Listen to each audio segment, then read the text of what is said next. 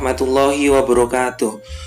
Selamat pagi anak-anak semua. Apa kabar kalian semua hari ini? Semoga anak-anak semua selalu dalam lindungan oleh Allah Subhanahu wa taala. Oke anak-anak, untuk pembelajaran kali ini kita akan belajar tentang pencemaran lingkungan, yaitu khususnya pencemaran pada air. Seperti yang sudah kalian lakukan sebelumnya, yaitu praktikum untuk ikan ya. Di situ kan kalian sudah mengamati apa sih kira-kira nanti apa yang namanya pencemaran, terus namanya polutan itu seperti apa. Nah, bagi yang belum melakukan praktikum jangan berkecil hati, karena nantinya apabila kalian sudah pertemuan seperti biasa, kita akan melakukan praktikum seperti halnya kelas yang lainnya. Oke anak-anak, kali ini kita akan belajar tentang pencemaran lingkungan. Nah, pada dasarnya seperti yang sudah kalian pelajari sebelumnya, yaitu kan kalian sudah belajar mengenai ekosistem, tentang interaksi antara makhluk hidup dengan ekosistemnya, baik itu komponen abiotik dan juga komponen biotik.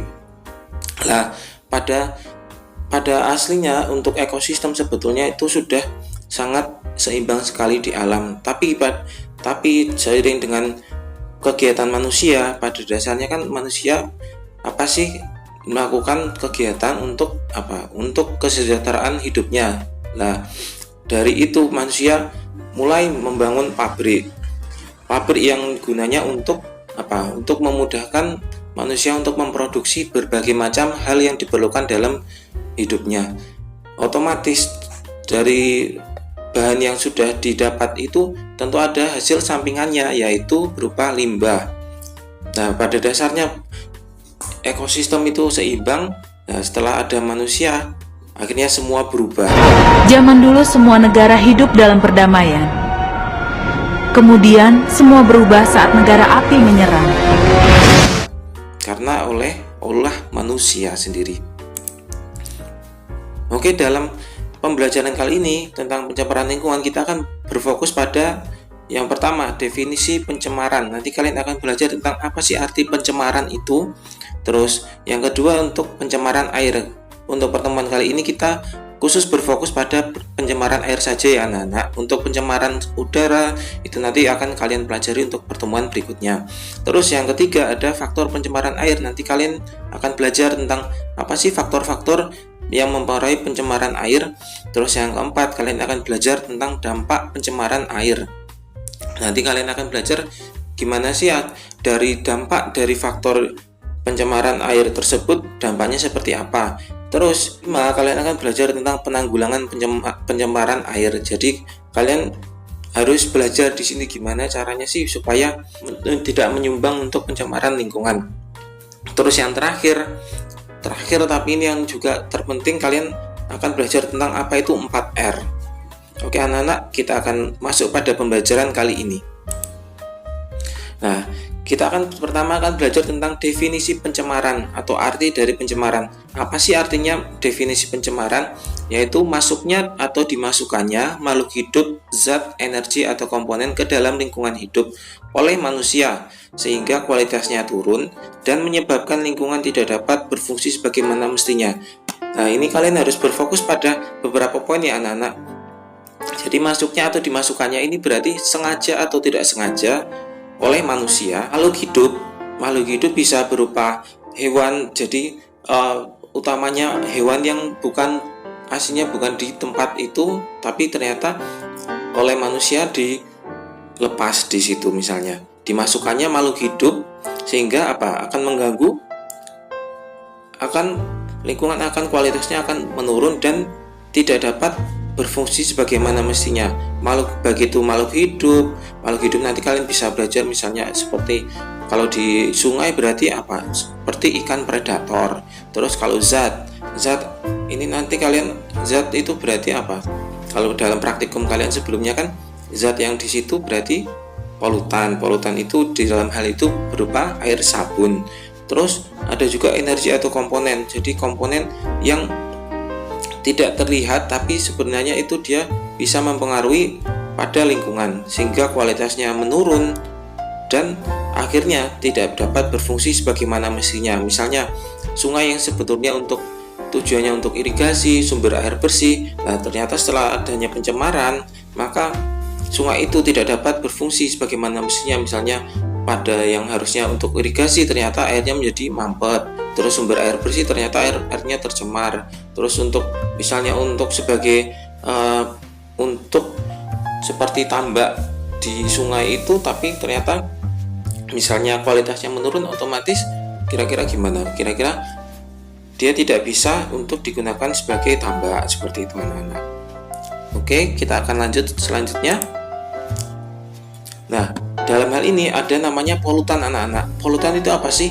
Polutan itu adalah zat yang dapat mencemari lingkungan dan dapat mengganggu kelangsungan hidup makhluk hidup. Nah, dalam hal ini polutan, zat ini yang mencemari itu namanya polutan yang mengganggu kelangsungan hidup makhluk hidup. Jadi kalau misalnya zat itu kalau mencemari, otomatis dia akan mengganggu kelangsungan makhluk hidup lainnya.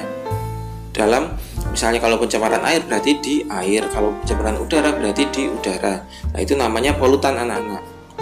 Nah, dikatakan polutan jika yang satu, kadarnya melebihi batas, yang kedua, waktunya tidak tepat, yang ketiga, tempatnya tidak tepat. Nah, apabila zat tersebut misalnya masih dalam kadar batas yang belum melebihi, nah itu belum dikatakan sebagai polutan anak-anak. Jadi misalnya airnya deras banget, terus ternyata di situ ada zat yang misalnya berisiko mencemari, seperti halnya misalnya air sabun, air dari limbah rumah tangga seperti itu. Tapi misalnya airnya deras, itu masih belum kan kadar air di dalamnya itu masih rendah. Tapi apabila misalnya terjadi musim kemarau, debit air itu semakin sedikit lah, itu nanti dia akan kadar airnya itu misalnya per mililiter atau per liternya itu, maka kadarnya akan semakin tinggi. Nah, itu sudah dikatakan sebagai polutan. Waktunya tidak tepat lah. Waktu yang tidak tepat misalnya, dan tempat juga yang tidak tepat. Misalnya untuk limbah, misalnya katakanlah seperti ada yang memiliki misalnya WC di sungai lah. Seperti itu kan, itu tempatnya tidak tepat, tidak untuk diperuntukkan untuk pembuangan limbah seperti itu. Oke, selanjutnya pencemaran air. Air dikatakan tercemar jika berubah warna, bau, rasa, dan derajat keasamannya. Nah, di sini anak-anak harus tahu kira-kira air yang sudah tercemar itu seperti apa sih. Nah, kalau air pada umumnya apa sih? Warnanya apa? Ayo, warnanya bening. Baunya gimana? Tidak berbau. Rasanya gimana? Rasanya tidak berasa atau tawar. Terus derajat keasamannya berarti dia tidak asam ataupun tidak basa, berarti netral, atau bisa dikatakan pH atau derajat keasamannya itu berkisar pada angka 7 atau tengah-tengah. Nah, apabila warnanya sudah berubah misalnya menjadi keruh, coklat seperti air selokan seperti itu, berarti sudah tercemar. Terus misalnya baunya misalnya sudah menyengat, tidak enak seperti itu, berarti sudah tercemar. Terus rasanya gimana? Rasanya misalnya mulai asin, otomatis kan dia juga dikatakan tercemar. Terus derajat keasamannya misalnya airnya sudah termasuk misalnya basa ataupun asam, biasanya asam, itu nanti dia juga akan dampaknya itu bisa merusakkan untuk berbagai macam peralatan yang misalnya di situ, misalnya ada saluran pembuangan pakai pipa seperti itu, nanti itu akan lebih cepat untuk mengalami keropos atau berkarat. Terus selanjutnya pencemaran air itu artinya apa sih? Masuknya makhluk hidup, zat, energi atau komponen ke dalam air sehingga kualitas air turun yang menyebabkan air tidak berfungsi lagi sesuai peruntukannya. Hampir sama ya anak-anak seperti definisi daripada pencemaran lingkungan. Nah, pencemaran air berarti masuknya makhluk hidup, zat, energi atau komponen, ini masih sama ya anak-anak, ke dalam. Kalau yang tadi kan pencemaran lingkungan berarti ke dalam lingkungan hidup lah. Kalau ini pencemaran air berarti ke dalam air. Sehingga kualitas air, nah tadi kan kualitas lingkungan pada umumnya. Kita belajar tentang pencemaran air, maka kualitas air turun yang menyebabkan air tidak berfungsi. Nah, air tidak berfungsi lagi sesuai peruntukannya, seperti yang sudah Bapak jelaskan di awal tadi ya. Oke, lanjut. Nah, faktor penyebab pencemaran air apa saja sih? Yang pertama ada limbah industri. Nah, limbah industri sendiri itu kalian harus tahu, berarti limbah yang dihasilkan daripada kegiatan pabrik lah. Misalnya kalau kalian di sini yang paling terdekat lah, misalnya kalian pasti biasanya lewat di limbah daripada pabrik kertas lah. Di situ kan kalian kalau lewat di selokannya kira-kira gimana kalau misalnya kalian lewat di situ? Kira-kira ada aroma-aroma yang kurang sedap nggak? Pasti kalau kalian mengamati, kalian perhatikan di sana akan ada timbul bau yang tidak sedap lah. Itu dari limbah industri tersebut ada dua macam anak-anak, ada limbah organik dan limbah anorganik. Limbah organik itu apa sih? Itu limbah organik itu yang termasuk limbah atau pabrik tekstil atau limbah pabrik kertas. Di situ ada misalnya di kertas kan dia dari hasil pulp atau bubur kertasnya itu kan ada beberapa yang tidak terpakai lah, itu akan menjadi limbah organik atau limbah yang bisa diolah oleh mikroorganisme, bisa terurai.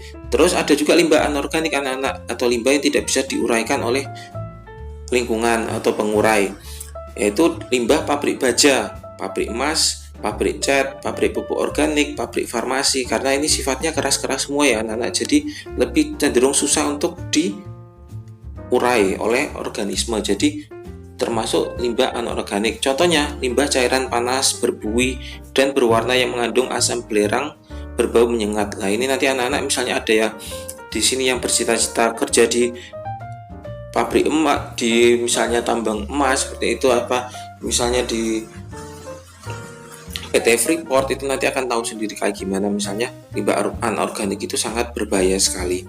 Terus selanjutnya ada, selain limbah industri, ada limbah rumah tangga. Nah, limbah rumah tangga berarti limbah yang dihasilkan dari kegiatan sehari-hari atau kegiatan rumah tangga. Itu termasuk apa saja sih anak-anak? Ada limbah organik, ada limbah anorganik, terus ada bahan berbahaya dan beracun.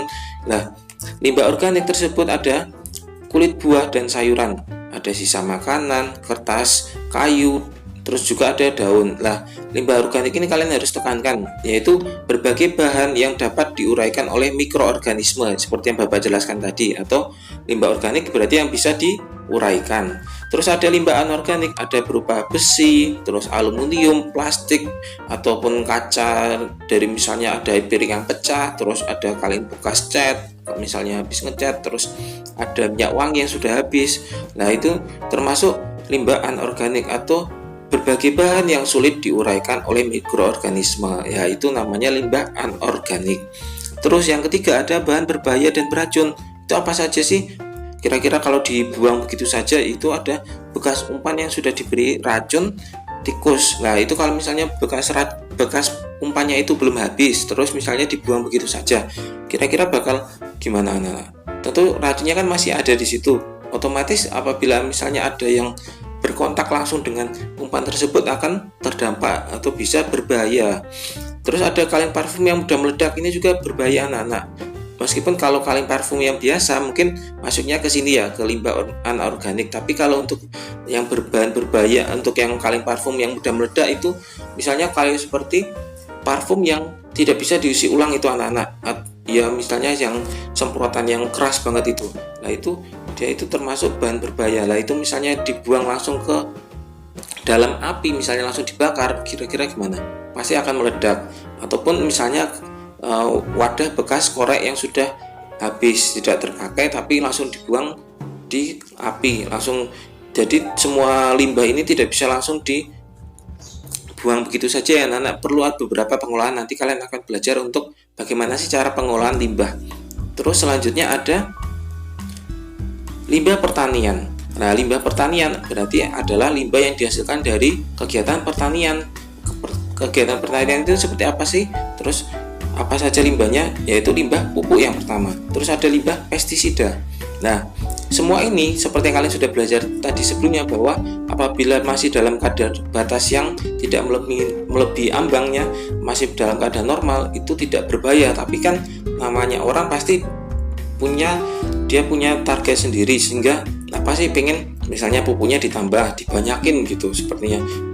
Anggapannya kalau misalnya semakin banyak pupuk tentu akan semakin subur, tapi tidak seperti itu anak-anak. Ternyata apabila penggunaan pupuk berlebihan maka akan tidak terserap tanaman. Jadi tanaman punya kemampuan untuk menyerap pupuk itu ada batasnya. Jadi nggak bisa misalnya dia dikasih pupuk misalnya 1 karung tapi ternyata tanamannya cuma sedikit, otomatis atau lahannya cuma sedikit, jadi itu akan terbuang percuma saja, jadi tidak bisa diserap oleh tanaman. Nah, otomatis begitu ada hujan ataupun ada aliran air irigasi di situ, kalau misalnya di sawah kan berarti ada irigasinya kan anak-anak. Nah, itu akan terbawa aliran hujan atau air, sehingga dia akan terbawa ke perairan, atau dalam hal ini misalnya di sawah berarti yang terdekat adalah sungai. Nah, di dalam sungai itu tentu ada ganggangnya. Ganggang itu Ganggang itu nanti di permukaan itu dia seperti, kalau kalian lihat itu seperti hijau-hijau itu misalnya. Kalau mungkin kalian yang punya kolam lili itu paham kayak seperti apa itu. Nah, ganggangnya itu akan tumbuh subur di atas permukaan air. Nah, karena di permukaan air itu dipenuhi oleh ganggang yang menutupi permukaan, otomatis otomatis mengurangi sinar matahari yang masuk ke dalam air. Nah, apabila kan di dalam air itu nggak cuman yang di permukaan saja ya anak, di dalamnya juga kan ada beberapa mikroorganisme, yaitu salah satunya adalah fitoplankton atau plankton yang berupa tumbuhan. Nah, fitoplankton ini dia juga butuh untuk berfotosintesis anak-anak. Tapi apabila permukaan airnya itu sudah tertutup oleh ganggang, otomatis dia tidak bisa berfotosintesis, atau fotosintesisnya fitoplankton menjadi terganggu. Akhirnya kalau dia tidak bisa fotosintesis itu kan menghasilkan oksigen atau CO2 ya, oksigen, karena dia dari CO2 diproses oleh fotosintesis menjadi oksigen, sehingga kadar oksigen dalam air berkurang. Lah, apabila kadar oksigen dalam air berkurang, gimana kira-kira anak? Itu seperti efek domino enggak anak-anak?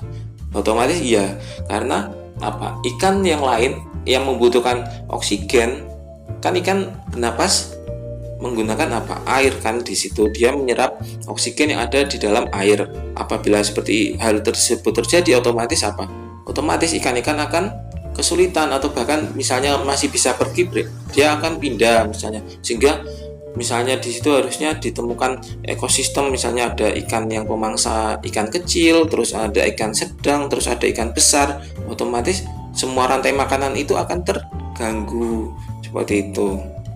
Terus juga selain itu ada limbah pestisida anak-anak, karena kan tidak mungkin untuk orang bertani tidak menggunakan pestisida, pasti menggunakan pestisida untuk supaya hasil panennya lebih meningkat, untuk melimpah, supaya tidak terkena hama. Nah, ini akan terjadi dampak anak-anak, yaitu salah satunya yaitu pemakatan hayati pada rantai makanan di ekosistem sawah. Pemakatan hayati itu anak-anak?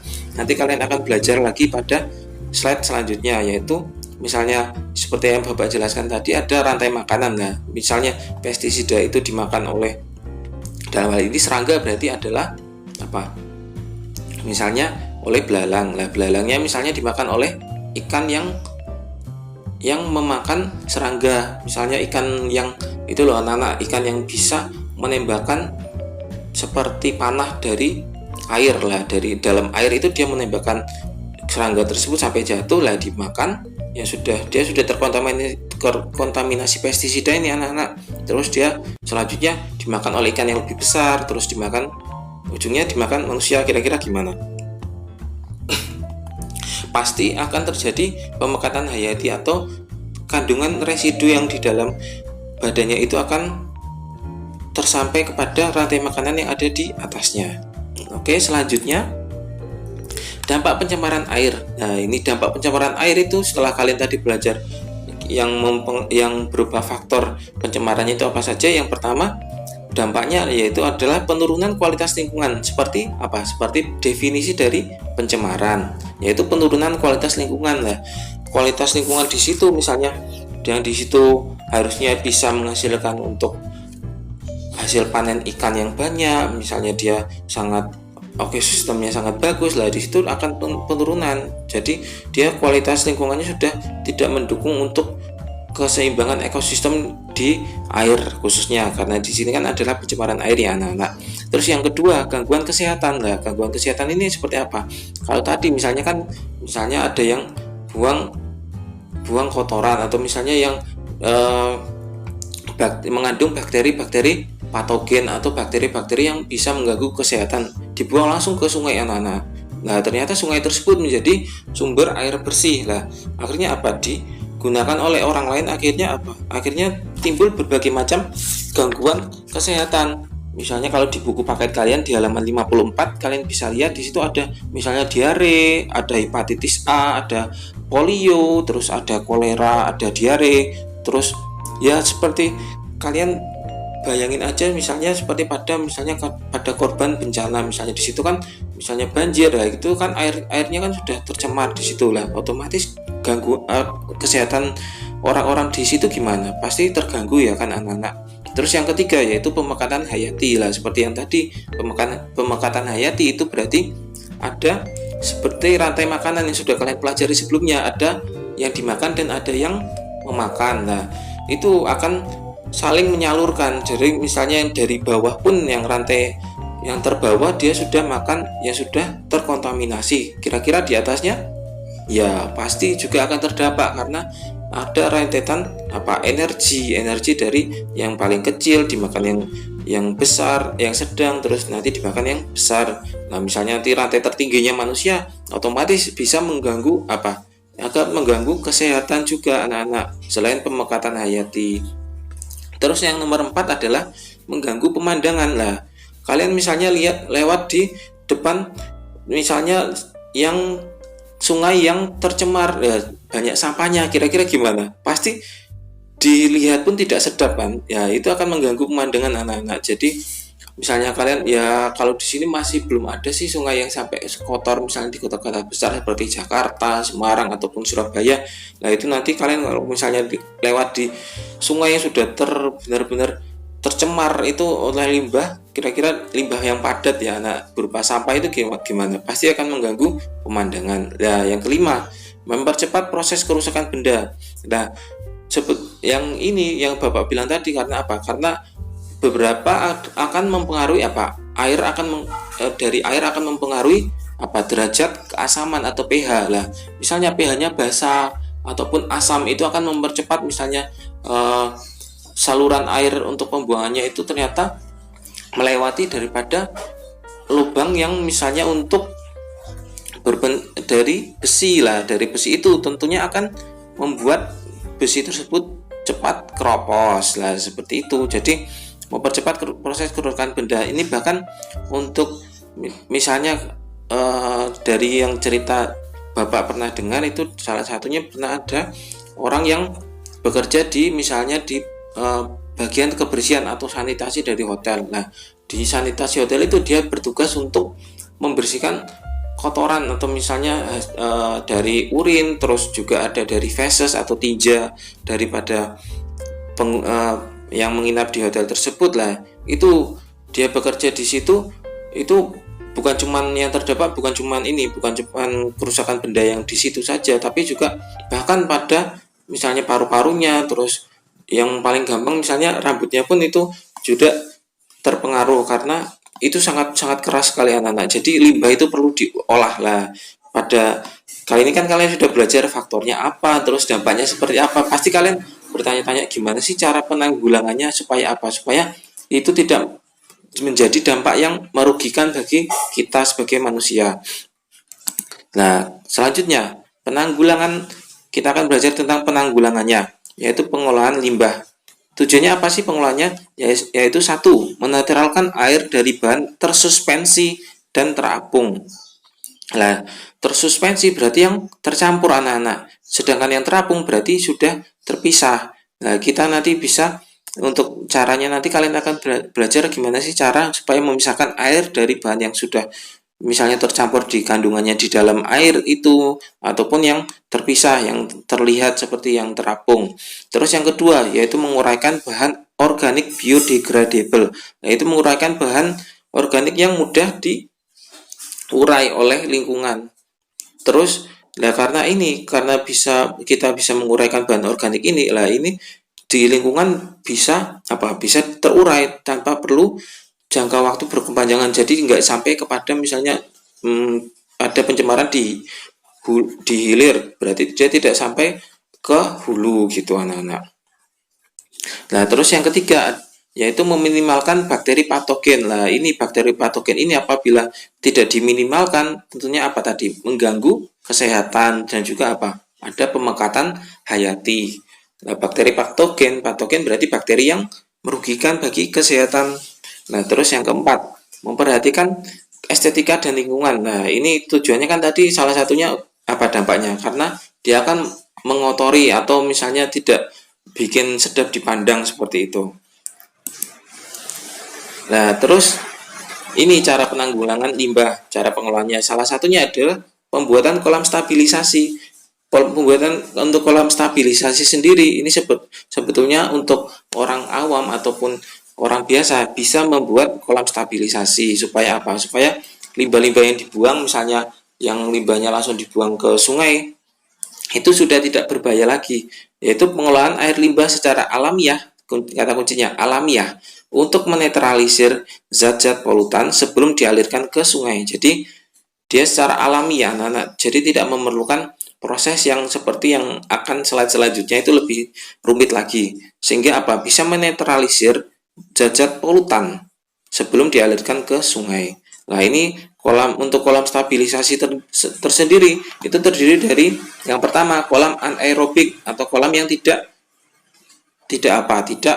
anaerob, berarti dia tidak ada di situ ada oksigen. Kalau yang kolam aerob berarti ada oksigen. Aerob misalnya aerobik kalian gitu cara gampangnya. Kalau berarti kebalikannya, berarti anaerobik berarti kolam yang tidak terkandung apa? Oksigen. Terus yang kedua ada kolam fakultatif. Nah, kolam fakultatif ini itu tujuannya adalah untuk polutan yang dengan organik yang pekat. Nah, ini di sini dia bisa diendapkan untuk polutan yang mengandung organik yang pekat. Terus yang ketiga ada kolam maturasi atau kolam pematangan. Ya di sini adalah tujuannya untuk apa sih? Untuk pemusnahan mikroorganisme patogen. Jadi di sini bakteri patogennya akan dimusnahkan sebelum dibuang ke aliran sungai. Nah, terus ini untuk proses selanjutnya ada juga yang namanya IPAL atau instalasi pengelolaan air limbah. Tahapannya apa saja sih? Yang pertama tahapan primary treatment atau pengolahan pertama, yaitu memisahkan zat padat dan cair dengan filter dan bak sedimentasi. Lah ini kan tadi kalian sudah tahu kan, yaitu memisahkan misalnya yang cairan yang tersuspensi itu berarti dia perlu dengan sedimentasi atau diendapkan. Nah, misalnya kalian menyimpan untuk misalnya air kapur lah seperti itu kan pasti dia akan terendapkan dengan sendirinya. Lah itu dia ada bak sedimentasi untuk memisahkan zat padat dan cair. Kalau yang untuk sedimen ini otomatis yang tersuspensi. Lah untuk yang terapung berarti dengan cara filter karena bisa terlihat masih dalam ukuran yang bisa dilihat oleh mata sehingga dengan filter bisa terpisahkan antara zat padat dan zat cairnya. Tapi untuk yang tersuspensi atau yang sudah terkandung di dalamnya otomatis perlu sedimentasi atau diendapkan sampai terpisah antara mana cairan. Biasanya kan yang cairan akan terpisah, misalnya kalau misalnya berat massa jenisnya yang padat itu berat berarti dia akan di bawah. Tapi kalau misalnya untuk yang zat padatnya itu ternyata massa jenisnya lebih ringan berarti dia ada di atas permukaan sehingga bisa dipisahkan mana sih yang zat padat dan mana yang cairan. Terus yang kedua ada secondary treatment atau pengolahan kedua, yaitu mengkoagulasikan atau menghilangkan koloid dan menstabilkan zat organik. Nah ini karena kalau misalnya tidak stabilkan dulu apabila langsung dibuang otomatis apa sih ini lebih cenderung biasanya dimiliki oleh pabrik-pabrik dengan limbah yang berat. Jadi bila misalnya langsung dibuang tentunya akan menjadi polutan untuk kelangsungan lingkungan hidup di situ atau lingkungan air akan terganggu. Terus yang ketiga ada tertiary treatment atau pengelolaan terakhir ini adalah menghilangkan nutrisi dan menambahkan klor untuk memusnahkan mikroorganisme patogen. Lah, menghilangkan nutrisi berarti kan di situ sebetulnya mikroorganisme patogen itu dia butuh apa?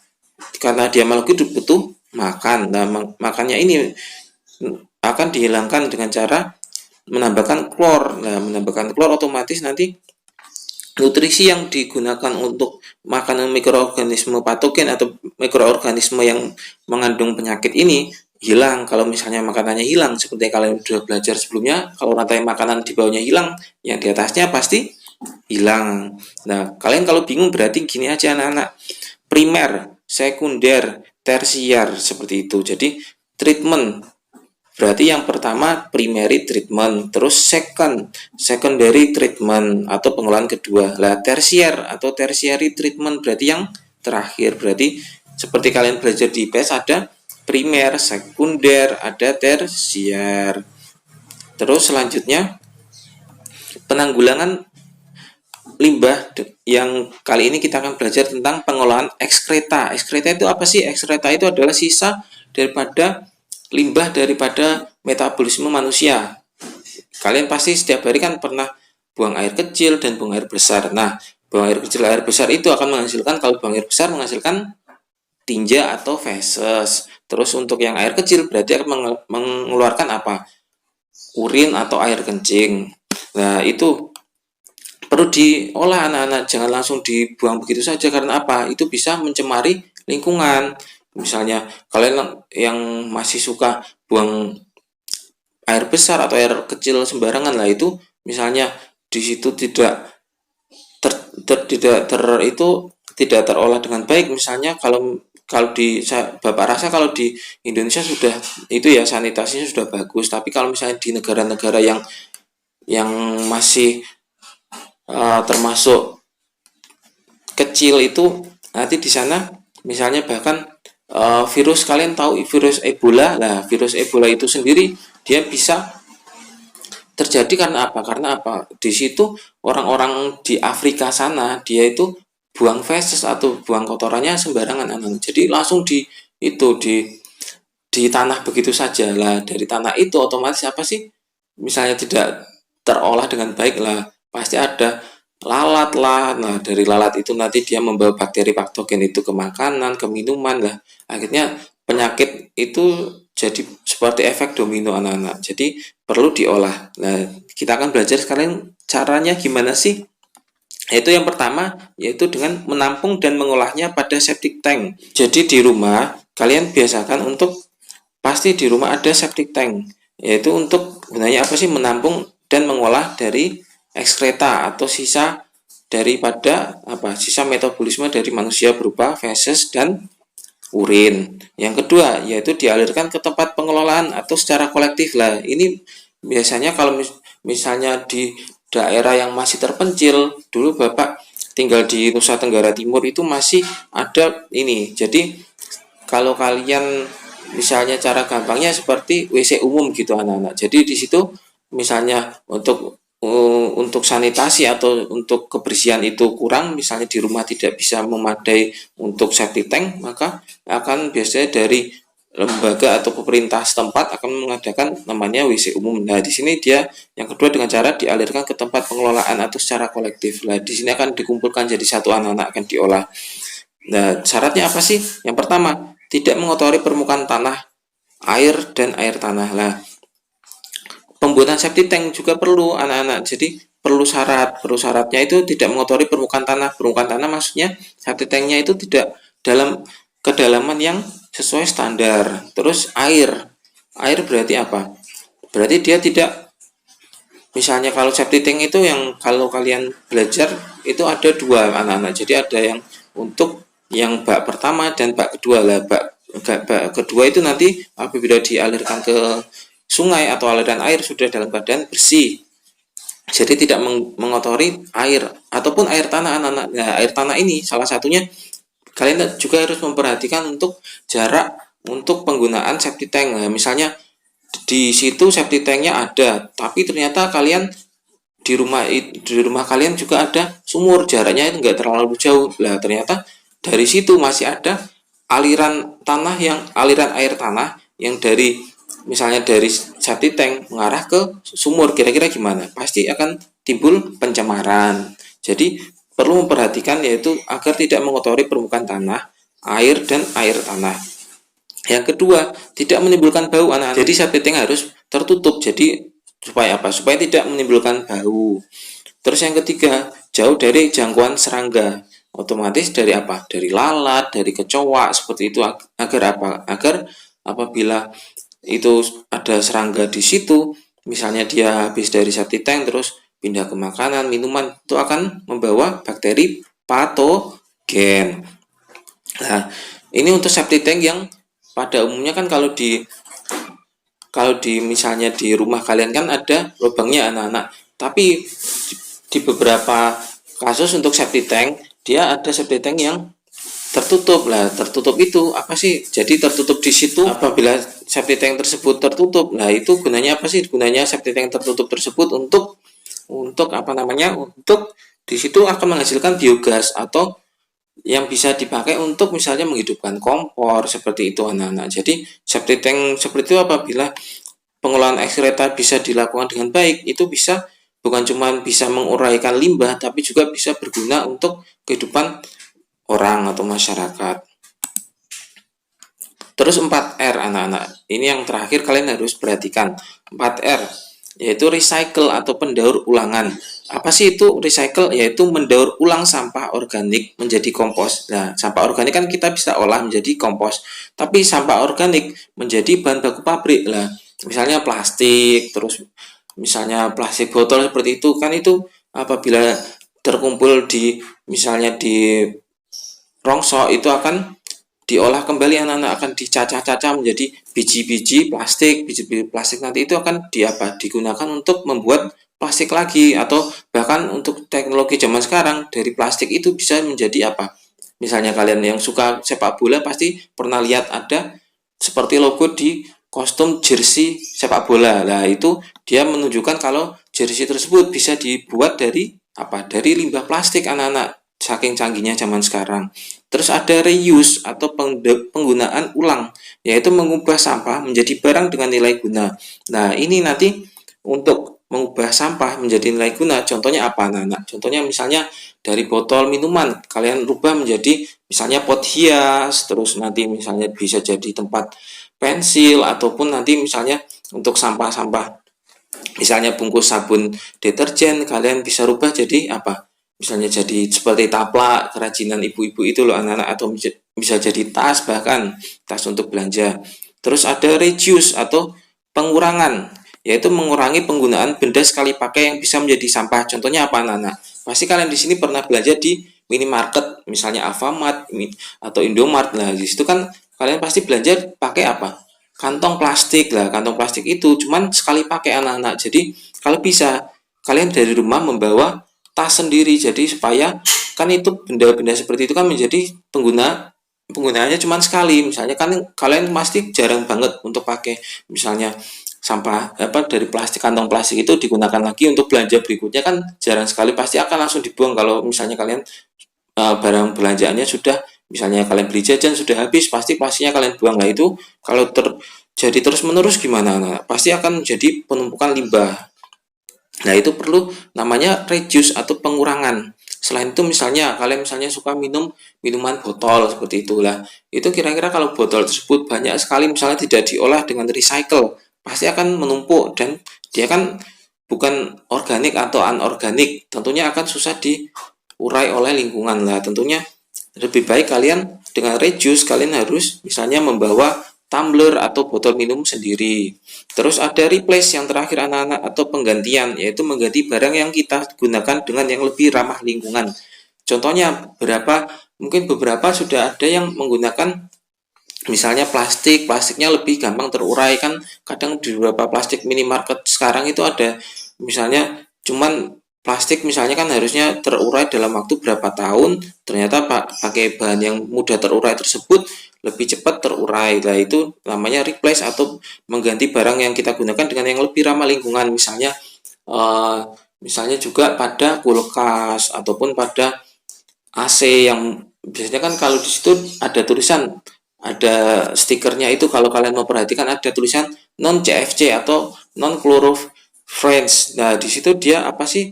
Untuk lebih ramah lingkungan karena dia tidak merusak lapisan ozon. Nanti kalian akan belajar di pencemaran udara. Lah, anak-anak, ini sudah di akhir pembelajaran hari ini.